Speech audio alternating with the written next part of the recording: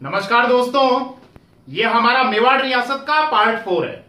इससे पहले पिछले पार्ट में यानी पार्ट 3 में हमने देखा था कि किस प्रकार से सन 1303 ईस्वी में अलाउद्दीन खिलजी के आक्रमण के कारण मेवाड़ से रावण रतन सिंह के साथ ही रावण शाखा का अंत हुआ और सन 1326 ईस्वी में हमीर सिसोदिया ने मेवाड़ में सिसोदियाओं की सत्ता स्थापित की और हमीर सिसोदिया की मृत्यु यानी सन 1364 ईस्वी में हमीर सिसोदिया की मृत्यु के बाद उनके पुत्र महाराणा क्षेत्र सिंह या महाराणा खेता मेवाड़ के अगले शासक बने। तो पार्ट 3 में यहां तक हमने चर्चा कर ली थी। अगर आपने पिछले पार्ट नहीं देखे हैं तो भारद्वाज क्लासेस के यूट्यूब चैनल पर आप जाइए और वहां पर आपको प्लेलिस्ट का ऑप्शन मिलेगा। उस प्लेलिस्ट के ऑप्शन में आप मेवाड़ रियासत के पार्ट पर जाइए और वहां पिछले जो तीनों पार्ट है वहां पर आप देख सकते हैं।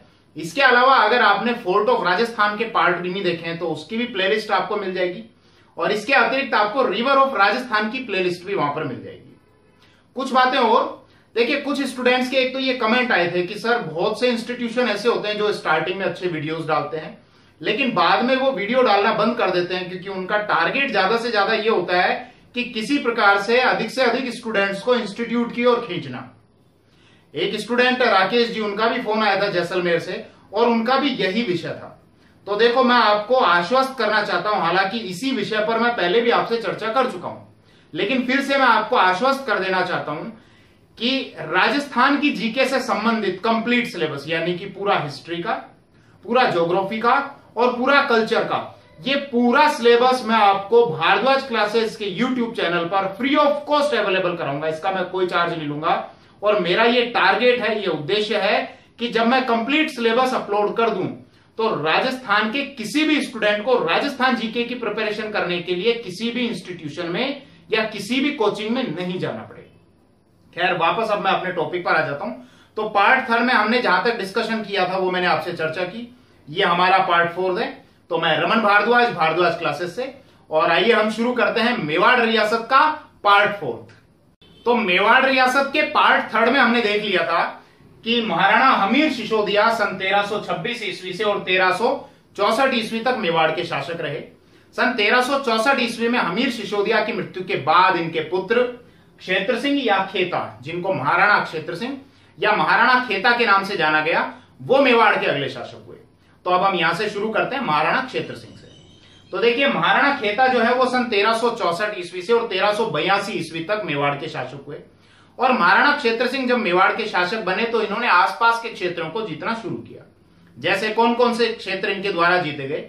एक तो जहाजपुर जो भीलवाड़ा में आता है, इसके अतिरिक्त मांडल, ये भी भीलवाड़ा में आता है, इसके अतिरिक्त अजमेर और छप्पन का क्षेत्र। छप्पन का जो क्षेत्र है वो प्रतापगढ़ से और बांसवाड़ा के बीच का जो क्षेत्र है वो छप्पन का क्षेत्र कहलाता है। तो एक तो इन क्षेत्रों को जीता। इसके अतिरिक्त देखिए, महाराणा खेता या महाराणा क्षेत्र सिंह के समय में ही मेवाड़ और मालवा के मध्य के संघर्षों की शुरुआत हुई। कैसे? कि महाराणा खेता ने मालवा के शासक दिलावर खां गोरी को पराजित कर दिया और यह पहली बार ऐसा था जब मेवाड़ और मालवा के मध्य के शासकों के मध्य यहां पर युद्ध हुआ।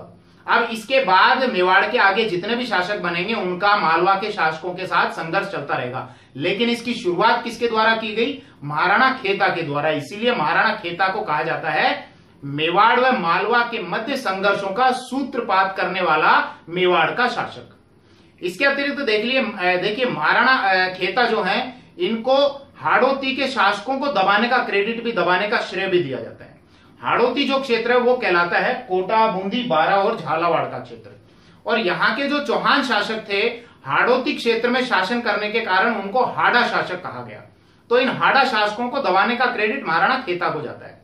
महाराणा क्षेत्र सिंह की सन 1382 में मृत्यु हो गई थी जब वो बूंदी के शासक लाल सिंह हाड़ा के साथ युद्ध कर रहे थे। उस युद्ध में महाराणा खेता की भी मृत्यु हो गई और लाल सिंह हाड़ा की भी मृत्यु हो गई थी और महाराणा खेता की मृत्यु के पश्चात सन 1382 ईस्वी में इनके पुत्र लक्ष्य सिंह या महाराणा लाखा के नाम से जिन्हें जाना जाता है वो मेवाड़ के अगले शासक बने। अब हम महाराणा लाखा के शासन काल में घटित हुई कुछ महत्वपूर्ण ऐतिहासिक घटनाओं की बात करेंगे। इसमें वो घटना भी सम्मिलित है जब महाराणा लाखा का वृद्धावस्था में विवाह हुआ था और उस विवाह की शर्तों के कारण बाद में मेवाड़ और मारवाड़ यानी कि सिसोदियाओं और राठौड़ों के मध्य मनमुटाव हुआ। लेकिन इस घटना के बारे में विस्तृत रूप से चर्चा करने से पहले क्योंकि जब हम इस घटना की चर्चा की शुरुआत कर देंगे तो यहां पर इसके कारण मेवाड़ और मारवाड़ की आगे की राजनीति भी डिसाइड होगी, तो फिर हम बीच में कोई और टॉपिक नहीं डाल सकते। तो इस घटना के बारे में चर्चा करने से पहले कुछ और बातों के बारे में चर्चा कर लेते हैं, फिर यहां पर इस बात पर आऊंगा, इस घटना पर आऊंगा। तो एक तो ध्यान रखना कि महाराणा लाखा के शासनकाल में एक तो जावर में चांदी की खान निकल आई थी। जावर वर्तमान में आता है उदयपुर जिले में।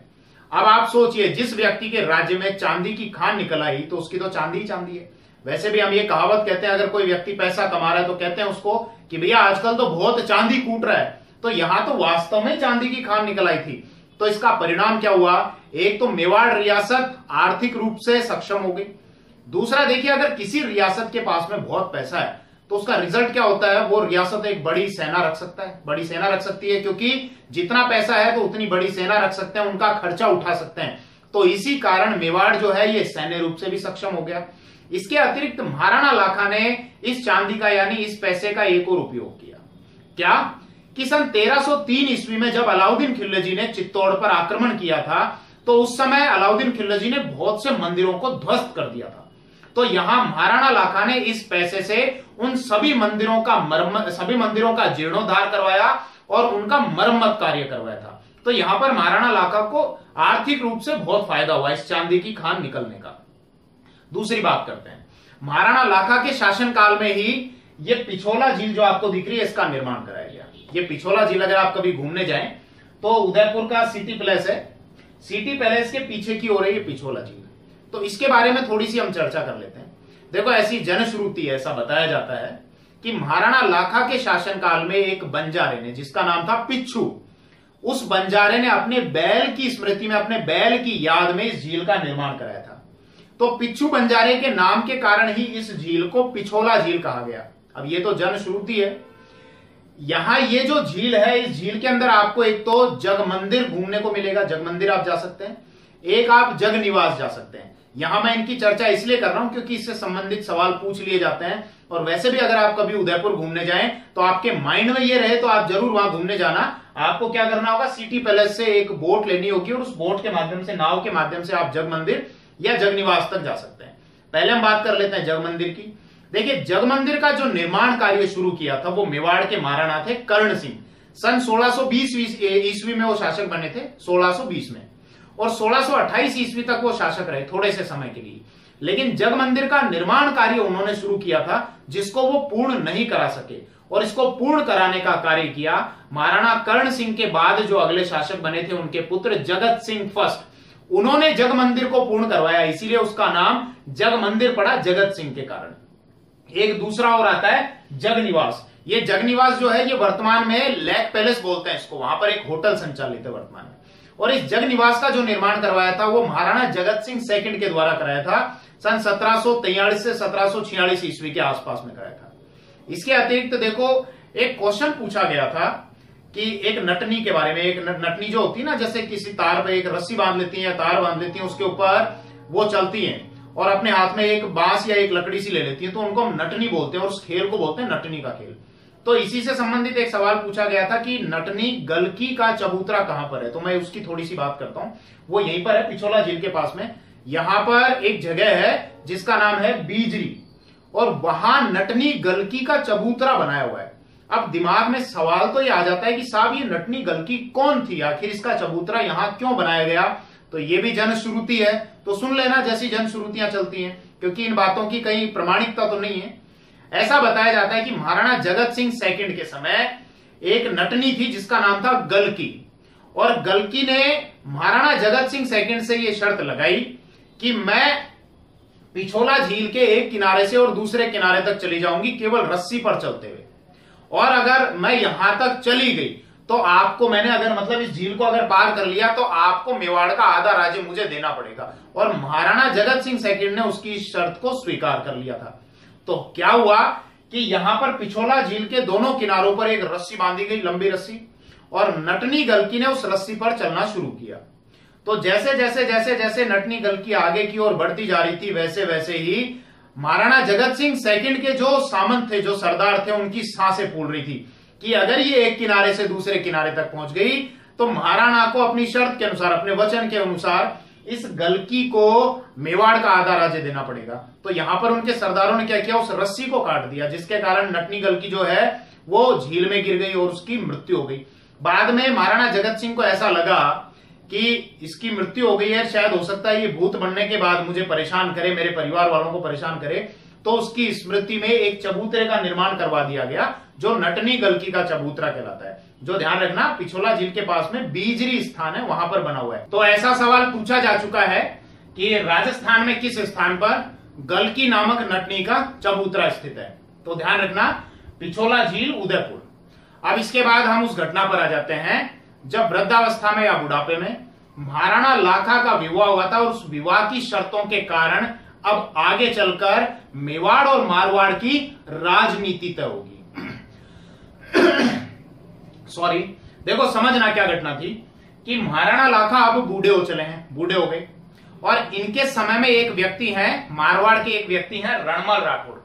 रणमल राठौड़ अभी मारवाड़ के शासक नहीं है, लेकिन आगे चलकर मारवाड़ के शासक बनेंगे। और रणमल राठौड़ के ही पुत्र थे राव जोधा, जिन्होंने सन 1459 ईस्वी में जोधपुर का नगर बसाया और जोधपुर के मेहरानगढ़ दुर्ग का निर्माण कराया। वैसे मेहरानगढ़ के दुर्ग से संबंधित मैं वीडियो पहले ही अपलोड कर चुका हूं, अगर आपने नहीं देखा है तो आप भारद्वाज क्लासेस के यूट्यूब चैनल पर जाइए, वहां प्लेलिस्ट में आपको फोर्ट ऑफ राजस्थान का पार्ट मिलेगा। उस फोर्ट ऑफ राजस्थान में मेहरानगढ़ के दुर्ग का आपको पार्ट मिल जाएगा। वापस मैं अपने पॉइंट पर आ जाता हूं। तो भैया यहां मारवाड़ के रणमल राठौड़ ने क्या किया, इनकी बहन थी हंसाबाई, और हंसाबाई के विवाह का प्रस्ताव लेकर एक व्यक्ति को भेजा, उसको नारियल देकर भेजा। कहां पर, मेवाड़ में महाराणा लाखा के दरबार में। अब ये जो विवाह का प्रस्ताव था हंसाबाई के विवाह का, ये महाराणा लाखा के बड़े पुत्र चूड़ा के लिए था। लेकिन जब वो दूत नारियल लेकर महाराणा लाखा के दरबार में गया तो उस समय चूड़ा दरबार में थे नहीं, और महाराणा लाखा ने उस नारियल को, उस दूत को देखकर जो बात कही वो बात मैं आपको बता रहा हूं। और इस बात का जो सोर्स है वो एक तो है गोपीनाथ शर्मा की राजस्थान का इतिहास। गोपीनाथ शर्मा जो है ये राजस्थान यूनिवर्सिटी में इतिहास के प्रोफेसर थे। तो राजस्थान का इतिहास इनकी एक किताब है, उसमें है पेज नंबर 177। इसके अलावा गौरीशंकर हीराचंद ओझा की किताब है उदयपुर राज्य का इतिहास भाग फर्स्ट, पेज नंबर 265-66। और इसके अलावा कर्नल जेम्स टोड ने भी इस घटना के बारे में लिखा है। तो जो मैं आपको बताने वाला हूं उसको सुनना। यहां पर महाराणा लाखा ने उस नारियल को और दूध को देखकर ये कहा कि भैया अब भला बुढ़ापे में हमारे लिए कौन नारियल भेजेगा। यानी कहने का इसका अगर आप अर्थ समझे तो ये है कि भला हम बूढ़ों के लिए, या हमारा बुढ़ापा आ चुका है, तो बुढ़ापे में भला हमारे लिए कौन विवाह का प्रस्ताव भेजेगा। तो इसका मतलब क्या है कि महाराणा लाखा की अभी भी इच्छा तो है विवाह करने की। अब दूत ने जब ये सारी बात रणमल राठौड़ को बताई तो रणमल राठौड़ ने ये कहलवा कर भेजा कि मैं अपनी बहन हंसाबाई का विवाह आपसे ही तय कर दूंगा, लेकिन मेरी एक शर्त है। अब ये शर्त क्या है, इस शर्त के कारण ही आगे चलकर विवाद पैदा हो जाएगा। इसके कारण ही मारवाड़ और मेवाड़ में, यानी राठौड़ों और सिसोदियाओं में मनमुटाव हो जाएगा। क्या शर्त कही, रणमल राठौड़ ने कहा कि हंसाबाई का विवाह मैं आपसे कर दूंगा, लेकिन शर्त यह है कि मेवाड़ का अगला जो शासक बनेगा ना, वो मेरी बहन हंसाबाई का पुत्र होगा। अब दिक्कत ये थी कि महाराणा लाखा के जो बड़े पुत्र थे वो थे चूड़ा, और महाराणा लाखा अपने पुत्र चूड़ा से प्रेम करते थे, और चूड़ा जो है वो भी महाराणा लाखा से इतना प्रेम किया करते थे कि उस समय मेवाड़ में चूड़ा को पितृभक्त चूड़ा कहा जाता था, यानी पिता का भक्त चूड़ा। तो यहां पर जब चूड़ा को ये सारी बात पता चली तो चूड़ा ने रणमल राठौड़ से ये कहा कि मैं अपने राज्य के अधिकार को त्याग दूंगा, आप हंसाबाई का विवाह महाराणा लाखा के साथ कर दीजिए। और इसी के कारण चूड़ा को मेवाड़ का भीष्म कहा गया। थोड़ा सा इस बात के बारे में आप समझना कि मेवाड़ का भीष्म क्यों कहा गया, आखिर भीष्म कौन थे और भीष्म में और चूड़ा में क्या समानता थी। तो देखो महाभारत आपने जरूर देखी होगी, और महाभारत में एक किरदार निभाया है मुकेश खन्ना ने। इनको हम भीष्म पितामह के नाम से जानते हैं। भीष्म पितामह के बचपन का नाम था देवव्रत, और ये किसकी संतान थे, शांतनु और गंगा, इनकी संतान थे देवव्रत। अब देखो यहां पर शांतनु को एक महिला से प्रेम हुआ जिसका नाम था सत्यवती, और शांतनु सत्यवती से विवाह तो करना चाहते थे, लेकिन सत्यवती के पिता ने यह शर्त रख दी थी कि हस्तिनापुर का अगला जो शासक होगा, यानी शांतनु के राज्य का, वो सत्यवती का पुत्र ही होगा। अब शांतनु ये कैसे वचन दे दें? तो यहां पर उनके ज्येष्ठ पुत्र देवव्रत ने सत्यवती के पिता से ये कहा कि मैं अपने राज्य के अधिकार को त्याग दूंगा, आप सत्यवती का विवाह महाराज शांतनु से कर दीजिए और मैं कभी भी राज्य का अपना अधिकार सिद्ध नहीं करूंगा। तो यहां पर देवव्रत यानी कि भीष्म पितामह ने जो काम किया, ठीक वैसी ही समानता किसके कार्यों में रही? मेवाड़ के चूड़ा के कार्यों में। इसीलिए चूड़ा को हम क्या कहते हैं? मेवाड़ का भीष्म। अब आ जाते हैं भैया, वापस पॉइंट पर आ जाते हैं। देखो यहां विवाह हो गया और विवाह के 13 माह बाद महाराणा लाखा और हंसाबाई के एक पुत्र उत्पन्न हुआ जिसका नाम रखा गया मोकल। और महाराणा लाखा ने विवाह की शर्त के अनुसार मोकल को अपना उत्तराधिकारी घोषित कर दिया। अब देखिए सन 1421 ईस्वी में महाराणा लाखा की मृत्यु हो गई और जब महाराणा लाखा अपने अंतिम समय पर थे तो उस समय मोकल की जो आयु थी वो मात्र 12 वर्ष थी। इसीलिए महाराणा लाखा ने अपने बड़े पुत्र चूड़ा को मोकल का संरक्षक नियुक्त कर दिया, क्योंकि वो जानते थे एक 12 वर्ष का जो बालक है वो अच्छे से राज्य संचालन नहीं कर सकता। इसीलिए चूड़ा को उन्होंने मेवाड़ का संरक्षक बना दिया। ठीक है भैया, महाराणा लाखा की तो यहां पर मृत्यु हो गई और महाराणा लाखा की मृत्यु के बाद अगले जो शासक बने वो महाराणा मोकल हुए, जो सन 1421 ईस्वी से और 1433 ईस्वी तक मेवाड़ के शासक रहे। देखिए महाराणा मोकल के बारे में हम बात करें उससे पहले हम महाराणा लाखा से संबंधित एक चर्चा और कर लेते हैं, जो कि क्वेश्चन पूछ लिया जाता है जिस विषय से रिलेटेड। क्वेश्चन ये पूछा जाता है कि संस्कृत के महान विद्वान झोटिंग भट्ट और धनेश्वर भट्ट किसके दरबारी थे? तो ध्यान रखना, झोटिंग भट्ट और धनेश्वर भट्ट जो हैं वो महाराणा लाखा के दरबारी थे और संस्कृत के महान विद्वान थे। ठीक है, अब हम आ जाते हैं महाराणा मोकल के ऊपर। तो देखिए महाराणा मोकल जो है वो मात्र 12 वर्ष की आयु में मेवाड़ के शासक बन गए और महाराणा मोकल के समय ज्यादातर जो निर्णय लिया करते थे वो चूड़ा लिया करते थे, क्योंकि मोकल इस समय बालक थे, मात्र 12 वर्ष के थे। अब यही बात जो है हंसाबाई को अच्छी नहीं लगती थी और हंसाबाई हमेशा चूड़ा को शक की नजर से देखती थी। हमेशा ये सोचती थी कि चूड़ा जो है ये मौका पाकर या अवसर पाकर मोकल की तो हत्या कर देगा और स्वयं मेवाड़ का शासक बन जाएगा। हालांकि चूड़ा ऐसा नहीं करता, क्योंकि वो बहुत ही स्वाभिमानी था और चूड़ा ने अपने पिता की इच्छा पूर्ति के लिए अपने राज्य के अधिकार तक को त्याग दिया था। वरना हमने इतिहास में ऐसे ऐसे पुत्र भी देखे हैं जिन्होंने राज्य प्राप्ति के लिए अपने पिता तक की हत्या कर दी थी। तो चूड़ा अगर चाहता तो पहले ही विद्रोह कर देता, लेकिन चूड़ा ने ऐसा किया नहीं। तो यहां पर हंसाबाई के मन में शक होने लगा और हंसाबाई के शक को भड़काने का कार्य जो किया वो उसके भाई ने किया, रणमल राठौड़ ने। क्योंकि रणमल राठौड़ की यहां पर महत्वाकांक्षा जाग रही थी कि वो मेवाड़ का शासक भी बन जाए और मारवाड़ का शासक भी हो जाए। देखो रणमल राठौड़ की ये महत्वाकांक्षाएं क्यों जाग रही थी, वो क्यों मेवाड़ को अपने अधिकार में लेना चाह रहा था, तो थोड़ा सा एक बार हम रणमल राठौड़ के ऊपर चर्चा कर लेते हैं। ये अभी हमने देखा कि सन 1421 ईस्वी में मोकल जो है वो मेवाड़ का शासक बन गया और मोकल कौन था? रणमल राठौड़ का भांजा। अब रणमल राठौड़ के दिमाग में यह है कि साहब मेरा भांजा तो है मेवाड़ का शासक और मेरी बहन जो हंसाबाई है वो मेवाड़ की राजमाता है। अब ठीक इसी समय यानी 1421 के बाद सन 1423 ईस्वी में मारवाड़ में राजनीतिक परिवर्तन हुआ, सत्ता परिवर्तन हुआ। कैसे? हम एक बार चल लेते हैं मारवाड़ की ओर, वहां देखते हैं जरा कि 1423 में वहां जो घटनाएं हो रही हैं उनका यहां अब मेवाड़ से क्या लिंक रहेगा। तो ध्यान देना, मारवाड़ के जो शासक थे वो थे सन 1384 से और 1400 राव चूड़ा। ध्यान रखना, मेवाड़ के चूड़ा अलग है और ये जो है ये मारवाड़ के ये राव चूड़ा है जो कि राठौड़ शासक है। राव चूड़ा कौन है? रणमल राठौड़ के पिता। अब राव चूड़ा ने क्या किया, सन 1421 ईस्वी में सन 1423 ईस्वी में अपनी मृत्यु जब मृत्यु हुई तो उन्होंने अपने बड़े पुत्र रणमल राठौड़ को तो मारवाड़ का शासक नहीं बनाया और रणमल राठौड़ के स्थान पर अपने छोटे पुत्र राव कान्हा को अपना उत्तराधिकारी घोषित कर दिया। कान्हा को क्यों बनाया उन्होंने? क्योंकि वो अपनी एक रानी से ज्यादा प्रेम किया करते थे जिसका नाम था किशोरी कंवर या किशोरी देवी। तो किशोरी कंवर या किशोरी देवी के प्रेम के कारण उन्होंने किशोरी देवी के पुत्र राव कान्हा को अपना उत्तराधिकारी घोषित कर दिया। ठीक है, कब घोषित किया? सन 1423 ईस्वी में। अब इसी बात से नाराज होकर रणमल राठौड़ कहां चला गया था? मेवाड़ चला गया था। और रणमल राठौड़ इसी फिराक में था कि कब मेरे को अवसर मिले और कब मैं मारवाड़ पर अधिकार कर लूं। ध्यान रखना, उस समय मारवाड़ की जो राजधानी हुआ करती थी वो हुआ करती थी मंडोर, जो कि वर्तमान में जोधपुर के पास में है। अब राव कान्हा के जीवित रहते तो रणमल राठौड़ को वापस मारवाड़ का राज्य नहीं मिला। लेकिन क्या हुआ, सन 1427 ईस्वी में राव कान्हा की मृत्यु हो गई। और राव कान्हा की मृत्यु के बाद उसके दो पुत्र रणधीर और नरभद्र के बीच में आपस में संघर्ष होने लग गया। बस यही मौका रणमल राठौड़ को चाहिए था और रणमल राठौड़ ने मेवाड़ की सेना की सहायता से मारवाड़ पर आक्रमण किया और मंडोर पर अपना अधिकार कर लिया। यानी अब मंडोर का जो अगला राजा बन गया राव कान्हा के बाद, वो कौन बना? रणमल राठौड़। ठीक है भैया, मारवाड़ तो रणमल राठौड़ के अधिकार में आ गया। लेकिन रणमल राठौड़ की महत्वाकांक्षाएं बढ़ती जा रही थी। होता है ना, जब किसी व्यक्ति को थोड़ा बहुत मिलने लग जाता है तो धीरे धीरे उसकी महत्वाकांक्षा बढ़ने लग जाती है कि और अधिक प्राप्त करने की इच्छा जागने लग जाती है।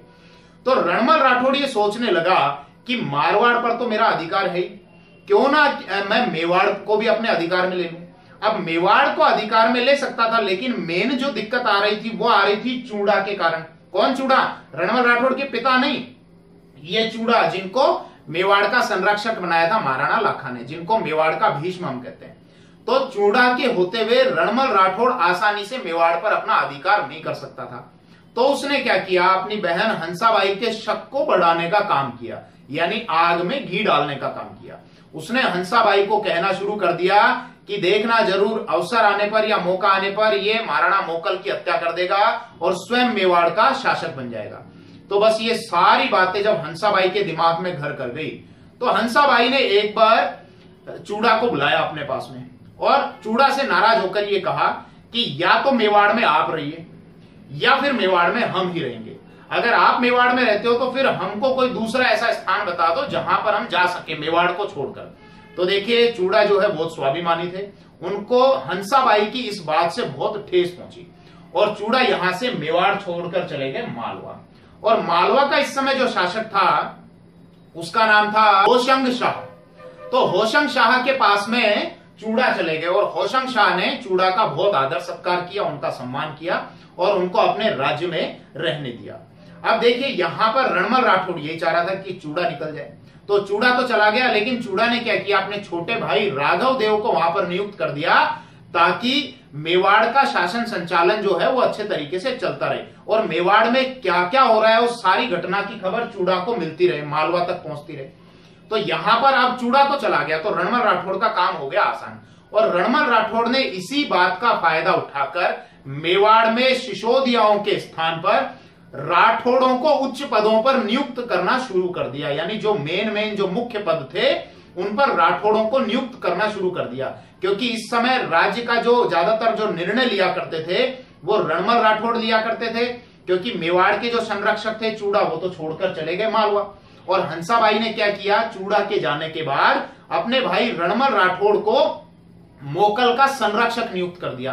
तो बस इसी बात का फायदा उठाने लग गए रणमल राठौड़। तो रणमल राठौड़ ने ज्यादातर पद किसको देने शुरू कर दिए, राठौड़ों को। और मेवाड़ में सिसोदियाओं की एक तरीके से देखी जाए तो केवल नाम मात्र किसी सत्ता रह गई थी, सिसोदियाओं के पास में कोई ज्यादा बड़े पद नहीं रह गए थे। अब यहां पर देखो, इसी बीच में क्या किया, रणमल राठौड़ की तो महत्वाकांक्षाएं बढ़ रही थी, उसको मेवाड़ पर अपना अधिकार करना था, लेकिन राघव देव के होते ये उसके लिए पॉसिबल नहीं हो पा रहा था। तो रणमल राठौड़ ने राघव देव की भी हत्या करवा दी। अब राघव देव की हत्या करवाने के कारण वहां के जो सिसोदिया सरदार हैं वो बहुत नाराज हुए, क्योंकि एकमात्र मेवाड़ में राघव देव ही ऐसे व्यक्ति बचे थे जो सिसोदिया सरदारों का प्रतिनिधित्व कर रहे थे, क्योंकि मोकल तो इस समय बालक थे। अब इस घटना के कारण सिसोदियाओं में बहुत आक्रोश हुआ। अब कुछ समय के लिए एक बार हम यहां पर स्टॉप कर देते हैं, इस पॉइंट को वापस अभी उठाऊंगा मैं थोड़ी देर बाद, लेकिन एक बार हम महाराणा मोकल से संबंधित कुछ चर्चा कर लेते हैं, उसके बाद फिर मैं इसी पॉइंट से वापस उठाऊंगा जो अभी हम डिस्कशन कर रहे हैं। क्योंकि फिर बाद में होगा क्या कि महाराणा मोकल की अगर मैं डिस्कशन बाद में करूंगा तो ये सारा लिंक जुड़ नहीं पाएगा। तो राघव देव की हत्या हो गई, थोड़ी देर के लिए स्टॉप करते हैं, महाराणा मोकल के बारे में थोड़ी सी चर्चा कर लेते हैं कि उनके राज्य में क्या क्या विशेष हुआ था। तो हमने देखा कि सन 1421 से और 1433 ईस्वी तक महाराणा मोकल मेवाड़ के शासक रहे। और महाराणा मोकल के समय एक तो ध्यान रखना, सन 1428 में महाराणा मोकल ने नागौर पर आक्रमण किया था। नागौर का उस समय शासक था फिरोज खां, और नागौर के शासक की सहायता के लिए गुजरात की सेना भी आई हुई थी, और गुजरात का जो शासक था वो था अहमद शाह। तो महाराणा मोकल ने सन 1428 में फिरोज शाह और अहमद शाह यानी नागौर और गुजरात की संयुक्त सेनाओं को पराजित कर दिया, और यह युद्ध था रामपुरा का युद्ध, और रामपुरा के युद्ध में महाराणा मोकल विजयी रहा। अब देखिए, यहां जब गुजरात की सेना पराजित हुई तो अहमद शाह इस बात का बदला लेने की फिराक में था, और सन 1433 ईस्वी में अहमद शाह ने गुजरात से मेवाड़ की ओर चढ़ाई शुरू कर दी। अब महाराणा मोकल को जब इस बात की खबर लगी तो महाराणा मोकल भी आगे की ओर बढ़े अहमद शाह का मुकाबला करने के लिए, और वो पहुंचे जीलवाड़ा स्थान पर। देखिए, जीलवाड़ा स्थान जो है वो दक्षिणी मेवाड़ में है, और जीलवाड़ा की जो नाड़ है, नाड़ समझना क्या होता है, जैसे राजस्थान में अरावली पर्वत श्रृंखला है, पहाड़ी श्रृंखला है, और उनके बीच बीच में क्या होता है, तंग घाटियां होती हैं, सकरी घाटियां होती हैं, तंग रास्ते होते हैं, उनको हम कहते हैं नाड़ या दर्रे। तो यहां पर झीलवाड़ा की जो नाड़ है वो दक्षिणी राजस्थान में है, और इस नाड़ से ही मेवाड़ और गुजरात की ओर जाने का रास्ता बनता है। तो महाराणा मोकल वहां झीलवाड़ा स्थान पर पहुंच गए अहमद शाह का मुकाबला करने के लिए, लेकिन महाराणा मोकल की यहां पर षड्यंत्र करके हत्या कर दी गई। किसने की हत्या? ध्यान देना, दो व्यक्ति थे, चाचा और मेरा, और इनको उकसाने वाला जो व्यक्ति था, इनका साथ देने वाला जो व्यक्ति था वो था महपा पंवार। तो चाचा और मेरा ने महाराणा मोकल की हत्या कर दी। हम कारण समझते हैं एक बार कि महाराणा मोकल की हत्या आखिर क्यों की। तो हत्या का कारण यह है कि महाराणा मोकल के जो दादा थे महाराणा क्षेत्र सिंह या महाराणा खेता, उनकी एक दासी थी जो खातिन जाति की थी। खाती जिनको हम जानते हैं जो लकड़ी का कार्य करते हैं, या जिनको हम कारपेंटर भी कहते हैं। तो महाराणा क्षेत्र सिंह और उनकी खातिन जाति की दासी की जो संतान थे वो थे चाचा और मेरा।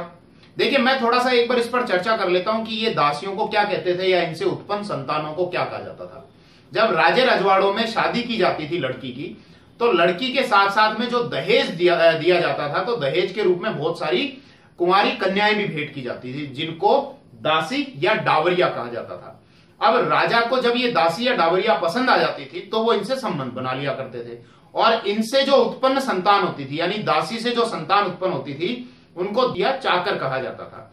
और दासी से उत्पन्न संतानों को समाज में वो सम्मान या वो प्रतिष्ठा प्राप्त नहीं होती थी जो कि राजवंश के लोगों को प्राप्त होती थी। इसीलिए इन लोगों में कई बार हीन भावना भी आ जाती थी। ठीक है भैया, अब हुआ क्या आगे कि महाराणा मोकल एक बार जंगल में गए, और उन्होंने जंगल में चाचा और मेरा से एक वृक्ष का नाम पूछ लिया, और चाचा और मेरा इस घटना को, यानी महाराणा मोकल द्वारा वृक्ष का नाम पूछे जाने को अपना अपमान समझ बैठे। क्यों अपमान समझा? क्योंकि चाचा और मेरा को यह लगा कि भैया हमारी जो माता है वो खातिन जाति की है, और शायद इसीलिए हमको अपमानित करने के लिए महाराणा मोकल ने इस वृक्ष का नाम पूछा है। तो बस अपने अपमान का बदला लेने के लिए महाराणा मोकल की हत्या करने के लिए चाचा और मेरा अवसर की तलाश में लग गए, और उनको अवसर कब मिला? झीलवाड़ा में सन 1433 ईस्वी में। तो सन 1433 ईस्वी में चाचा और मेरा ने महाराणा मोकल की हत्या कर दी, और इनका साथ देने वाला व्यक्ति कौन था? महपा पंवार। अब देखिए, जब महाराणा मोकल की हत्या की जा रही थी तो उसी कैंप में महाराणा मोकल के जो पुत्र थे, जिनकी आयु मात्र 10 वर्ष थी, वो थे कुंभा, जो कि अभी आने वाले समय में मेवाड़ के शासक बनेंगे, मेवाड़ के महाराणा बनेंगे, और जिनको हम महाराणा कुंभा के नाम से जानेंगे। महाराणा कुंभा उस समय झीलवाड़ा के कैंप में थे। तो महाराणा मोकल की तो हत्या कर दी गई, और कुंभा को वहां पर सिसोदिया सरदारों ने बचाया, उनको सुरक्षित वहां से निकाला, और सुरक्षित वहां से निकालकर उनको ले गए चित्तौड़ के दुर्ग में। और चित्तौड़ के दुर्ग में मात्र 10 वर्ष की आयु में सन 1433 ईस्वी में महाराणा कुंभा का राज्याभिषेक कर दिया गया, यानी कुंभा को महाराणा बना दिया गया। अब देखिए, कुंभा जो है ये महाराणा मोकल और इनकी पत्नी सौभाग्य देवी के पुत्र थे, और कुंभा का जन्म हुआ था सन 1423 ईस्वी में, और 1433 ईस्वी में मात्र 10 वर्ष की आयु में ये शासक बने, और 1433 से और 1468 ईस्वी तक ये मेवाड़ के शासक रहेंगे। अब देखिए, मैं वापस उसी घटना को उठाने वाला हूं थोड़े समय में, जो अभी थोड़ी देर पहले मैंने ड्रॉप कर दी थी कि रणमल राठौड़ द्वारा राघव देव की हत्या कर दी गई और मेवाड़ में किस तरीके से फिर चेंजेस आने शुरू हुए। तो मैं वापस उसी घटना को उठाने वाला हूं, तो ध्यान से आप सुनना कि ये तो हमने देख लिया कि महाराणा कुंभा जो है ये मेवाड़ के शासक बन गए सन 1433 ईस्वी में। अब महाराणा कुंभा जब मेवाड़ के शासक बने तो इनके सामने दो मुख्य समस्याएं थी। क्या? एक तो अपने पिता महाराणा मोकल के हत्यारों चाचा और मेरा और इनका साथ देने वाले व्यक्ति मेहपा पंवार की हत्या करना, और दूसरा जो मेवाड़ में रणमल राठौड़ का प्रभाव बढ़ता जा रहा था, मेवाड़ में जो राठौड़ों का प्रभाव बढ़ता जा रहा था, तो किसी तरीके से रणमल राठौड़ और राठौड़ों के प्रभाव को मेवाड़ से कम करना। तो ये मुख्य समस्याएं थी महाराणा कुंभा के सामने। अब मैं वापस उस घटना को उठा लेता हूं कि वहां रणमल राठौड़ ने जब राघव देव की हत्या की, तो यहां पर अब आने वाले समय में क्या क्या चेंजेस होंगे। देखो, रणमल राठौड़ ने तो राघव देव की हत्या कर दी, और इसी दौरान मेवाड़ में बहुत सारी दलबंदियां भी यानी गुटबाजियां भी होने लगी। राठौड़ों के अलग गुट बन गए, सिसोदियाओं के अलग गुट बन गए, और बाद में हमने देखा कि सन 1433 ईस्वी में महाराणा मोकल की भी हत्या कर दी गई। अब धीरे धीरे धीरे जब ये सारी घटनाएं मेवाड़ में हो रही थी, यानी कि मेवाड़ में राजनीतिक अस्थिरता का दौर चल रहा था, साथ ही साथ अलग अलग गुटबाजियां भी हो रही थी, गुटबंदियां भी हो रही थी, तो धीरे धीरे हंसाबाई को यह समझ में आने लगा कि मेवाड़ में ये जो स्थिति उत्पन्न हो रही है, ये जो संकट उत्पन्न हो रहा है, ये सिर्फ और सिर्फ मेरे भाई रणमल राठौड़ के कारण हो रहा है। और रणमल राठौड़ के बहकावे में आकर मैंने चूड़ा जैसे एक स्वाभिमानी और ईमानदार व्यक्ति को, कर्तव्यनिष्ठ व्यक्ति को मेवाड़ से निष्कासित कर दिया, जो अभी कहां पर रह रहा है, मालवा में रह रहा है। तो यहां पर देखिए, चूड़ा को वापस मेवाड़ बुलाया गया, और इस समय जो मेवाड़ की स्थिति थी उस पर चर्चा की गई। तो एक तो देखिए, अब शासक कौन बन चुके थे मेवाड़ के, महाराणा कुंभा। तो महाराणा कुंभा ने सबसे पहले तो अपने पिता के हत्यारों का बदला लिया, यानी चाचा और मेरा की तो हत्या कर दी, लेकिन अभी मेहपा पंवार की हत्या नहीं की है। मेहपा पंवार अभी जान बचाकर अपनी भाग जाएगा मालवा, वो मैं डिस्कशन करूंगा अभी नेक्स्ट वीडियो में, क्योंकि अभी मालवा में भी कुछ राजनीतिक परिवर्तन आने वाले हैं। तो महाराणा कुंभा ने अपने पिता के हत्यारों चाचा और मेरा की तो हत्या कर दी। अब दूसरी जो समस्या थी वो थी रणमल राठौड़ की। तो सन 1438 ईस्वी में 1438 में सिसोदिया सरदारों ने षड्यंत्र करके रणमल राठौड़ की भी हत्या कर दी, और रणमल राठौड़ का यह अंत हुआ कि वो मेवाड़ की राजनीति में उलझकर और मृत्यु को प्राप्त हुआ। रणमल राठौड़ की हत्या के पीछे एक और कारण बताया जाता है, वो जनश्रुतियां हैं। वो क्या बताया जाता है कि रणमल राठौड़ को हंसाबाई की एक दासी भारमली से प्यार हो गया था, और रणमल राठौड़ ने भारमली को बुलाया और भारमली को जहर देकर ये कहा, उसके हाथ में जहर की पुड़िया रखी और ये कहा कि आप जाकर ये जहर महाराणा कुंभा को दे दीजिए, जिससे महाराणा कुंभा तो मर जाएंगे और मैं मेवाड़ का राजा बन जाऊंगा और आपको मेवाड़ की महारानी बना दूंगा। लेकिन देखिए, भारमली जो थी वो एक स्वामी भक्त थी, और साथ ही साथ वो महाराणा कुंभा को अपने पुत्र के समान मानती थी। तो भारमली ने रणमल राठौड़ के कहने पर महाराणा कुंभा को तो जहर नहीं दिया, लेकिन महाराणा कुंभा के कहने पर रणमल राठौड़ की शराब में जहर मिला दिया, जिसके कारण रणमल राठौड़ की मृत्यु होगी।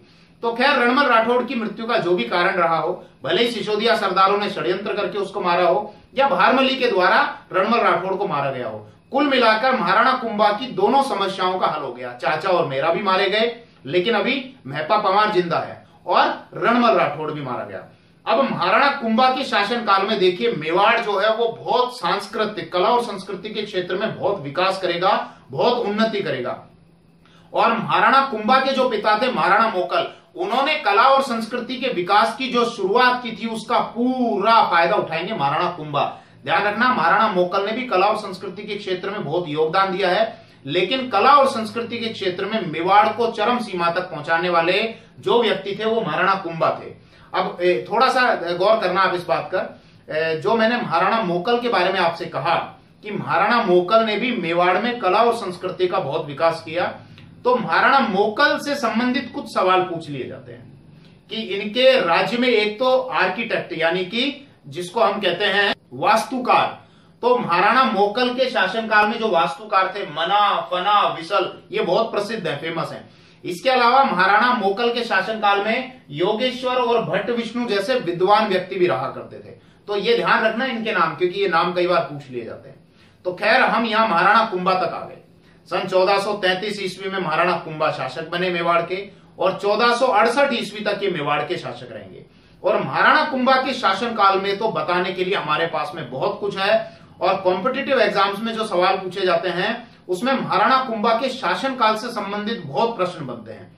तो वो हम देखेंगे नेक्स्ट वीडियो में, हमारे नेक्स्ट पार्ट में, मेवाड़ रियासत के पार्ट 5 में। तो मेवाड़ रियासत का पार्ट 5 आपको जल्दी ही मिल जाएगा, उसके लिए मैं आपको ज्यादा वेट नहीं कराऊंगा। इस वीडियो में थोड़ा सा टाइम इसलिए लग गया था क्योंकि पिछले कुछ दिनों से मैं व्यस्त था, थोड़ा सा बिजी चल रहा था। तो अभी मैं प्रयास करूंगा नेक्स्ट वीडियो आपको जल्दी ही मिल जाए। तो तब तक के लिए आप थोड़ा सा वेट करें, थोड़ा सा। थैंक यू, धन्यवाद।